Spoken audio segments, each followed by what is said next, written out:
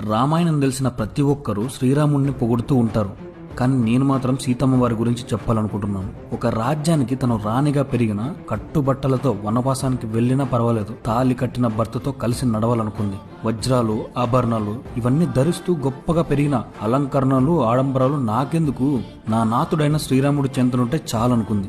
గీత గీసింది లక్ష్మణుడు తన పతి తమ్ముడని తెలిసినా తన మాట నేనెందుకు వినాలి అహంకారం చూపించాలనుకోలేదు. తనపై మనసు పడిన రావణాసురుడు మరో రాజ్యానికి రాజైనా తన భోగ భాగ్యాలతో తనని ఆనందంగా ఉంచాలని చూసిన తన పతియే తన ప్రాణమని తనపై నమ్మకంతో ఎదురు చూడాలనుకుంది. ఈసారి తను మాత్రమే తిరిగి వనవాసానికి వెళ్తుందని తెలిసినా భర్తని ఎందుకని ప్రశ్నించాలి అనుకోలేదు. శ్రీరాముడు గురించి లోకమంతా చాటు చెప్పమని లవకుశల్ లాంటి అందమైన బిడ్డలకి జన్మనిచ్చింది. తనపై మోపిన నిందని అబద్ధం చేయడానికి అగ్నికి ఆహుతవుతానని నిజం తెలిసినా తనని తాను అర్పించుకోవడానికి ఏమాత్రం ఆలోచించాలి అనుకోలేదు. ఎంతటి గొప్ప కథనో కదా సీతమ్మ వారిది. అందుకనేమో కష్టాలన్నీ సీతమ్మ వారికి అని అంటారు.